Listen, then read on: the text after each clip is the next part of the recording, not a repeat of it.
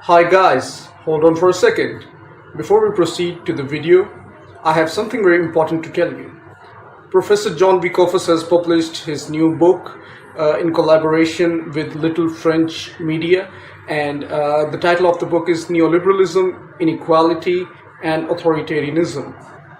This book details how neoliberalism impacts the geopolitical economy in the 21st century.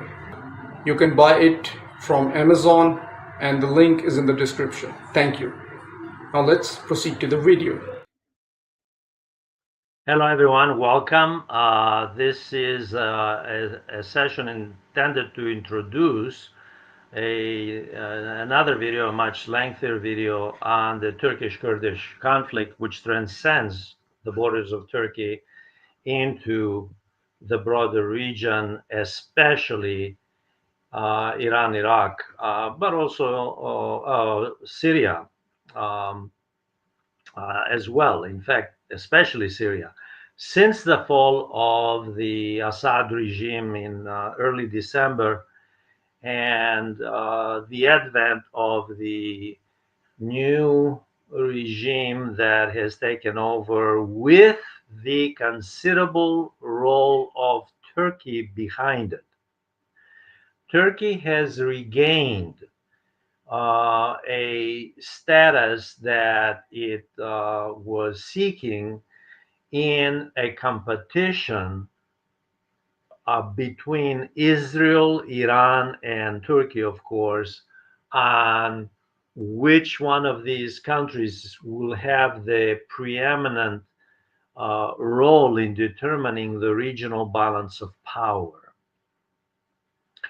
Now, most Western media argue, either explicitly or implicitly, in the way they presented the fall of the Assad regime and the advent of the HTS regime under Jolani, the new provisional government that's in power. We'll see if elections do take place. But they presented it as the end of tyranny. And by the way, make no mistake about it, the Assad, both father and son, since 1970, 71, the father, of course, and the son, obviously, especially during the civil war of the last 10 years, were tyrants. They were authoritarian. There's no doubt about it.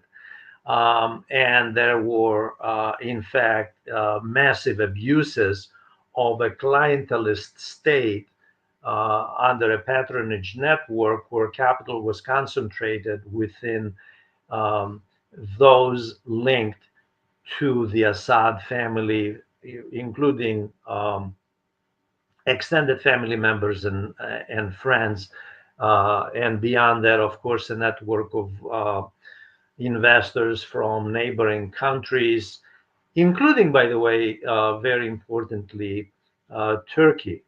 Turkey needed Syria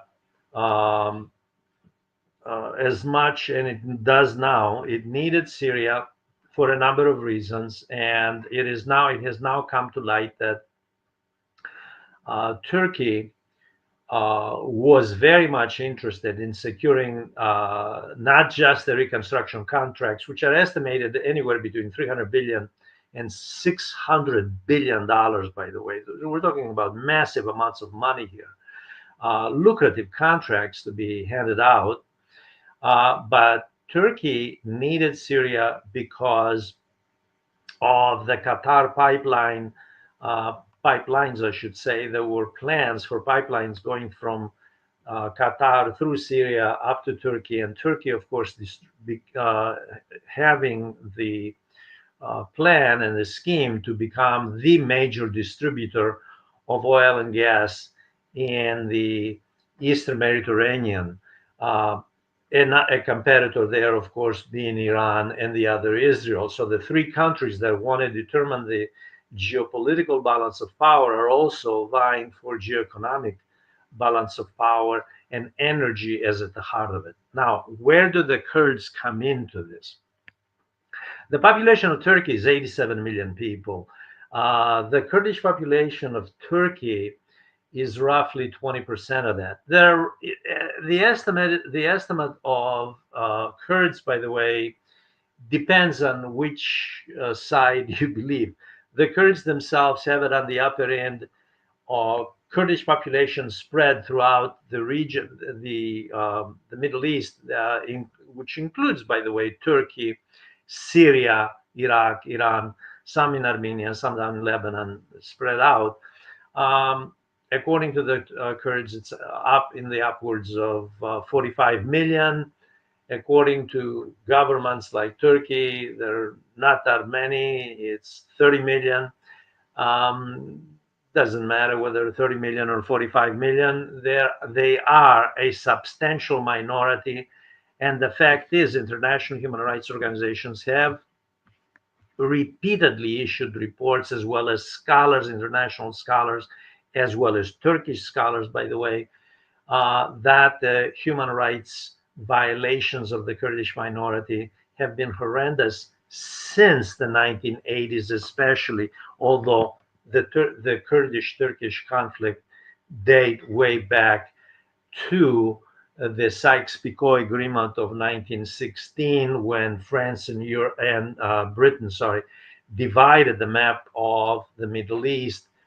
They eventually had something there about Kurdistan, the state for the Kurds, that never came into being, as the founder of modern Turkey, of the Turkish Republic, namely Mustafa Kemal Ataturk, rejected the European scheme for Kurdistan. He did not want a Kurdish state. So that never came into being. And the Kurds are a stateless people. They're like the Palestinians. Um, the current president, let's come to the present, has used the Kurdish minority um, historically for a number of reasons. One is political, to unify the base um, of the government, of the political party, the Justice and Development Party under Erdogan. They have used it for that. They have also used it to argue that assimilation, not autonomy, must be the order of the day. They don't want to give autonomy to the Kurds. They want them to assimilate. They don't regard them as separate, although the Kurds regard themselves as separate, um, culturally, and ethnically and linguistically, as a separate people. The Turkish government, especially under Erdogan, which, by the way, the fact is that Turkey has uh, re- increased its GDP substantially in the last 20 years, even when Erdogan, before he was president, he was prime minister. The fact is that the GDP of Turkey has gone up substantially, as corporations have pulled in from around the world, have poured into Turkey. And Turkey, with cheap labor, and because of its location between three continents, Asia, Europe, and Africa, has taken advantage of that. And one of the reasons it wants to be the energy distributor of the Middle East, I'm sorry, of the Near East, um, here in the Eastern Mediterranean, is because of the derivative benefits that will have for its economy. So it sees even more benefits for foreign investment in that regard. The reality is that the benefits have not filtered down, not just to the Kurds. Let's forget about the 20% of the 90 million, 87 million population of Turkey, which is Kurdish, by the way, but not even to the Turks themselves. The fact is that money is heavily concentrated in Turkey. And because of the failure for fair economic distribution of resources, for upward mobility within Turkey, for social development. Because of that, nationalism and promoting uh, the idea that the Kurds are the problem, they are the enemy, they are the ones we should focus on, that has been a distraction by the Erdogan regime. And they have been using it, especially since the fall of Assad. They have not let up on that at all. And there have been reports about persecution of Kurdish authorities, persecution of villagers in the northeast of Turkey, where there is a substantial population of Kurds. So there is, instead of the fall of Assad, made possible, by the way, because the Kurds within Syria and within Turkey were against, they supported rebel, they supported the campaign against ISIS and pro-jihadist groups linked to Al Qaeda. Okay, let's remember that. While Turkey, in the early years before Russia and Iran's immersion into Syria, Turkey was on the side of the ISIS and the pro Al Qaeda groups, like the one that's now in government. So the Kurds were an ally of the West and an ally of the United States. Not all Kurds, the largest Kurdish group in Turkey, the Kurdish Workers' Party, the PKK, the acronyms are PKK, um, yeah, which is Marxist, is not one that the West considers it a terrorist organization. Turkey does. And Turkey does use the term terrorism to refer to the Kurdish minorities, by the way, to marginalize them. And it is continuing along those lines, although the government of Syria, of the government of Assad is finished. There's a new government there. Turkey has not let up on the Kurdish population. It has sort of started to flirt with the idea of allowing some people to visit the head of PKK, um, Abdullah Öcalan, who is in prison. He's the major figure of Kurdish resistance. He's been in prison for a long time, since the late 90s.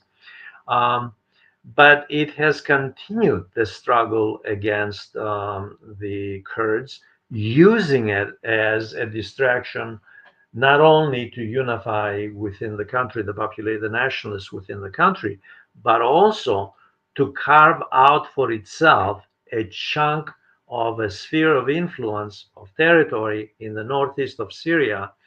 And that is what this is more about than anything else.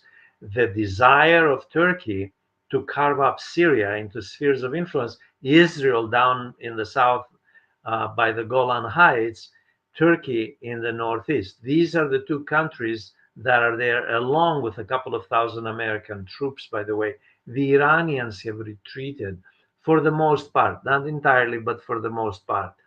They are in a mode of realignment and trying to see how they're going to proceed next. But Iran has retreated. Russia insists that it's going to stay there, but it's now Turkey and Israel that are the major players in Syria. I invite you to watch this video for much more detail on the Turkish Kurdish conflict and how this impacts regionally the balance of power geopolitically and geoeconomically.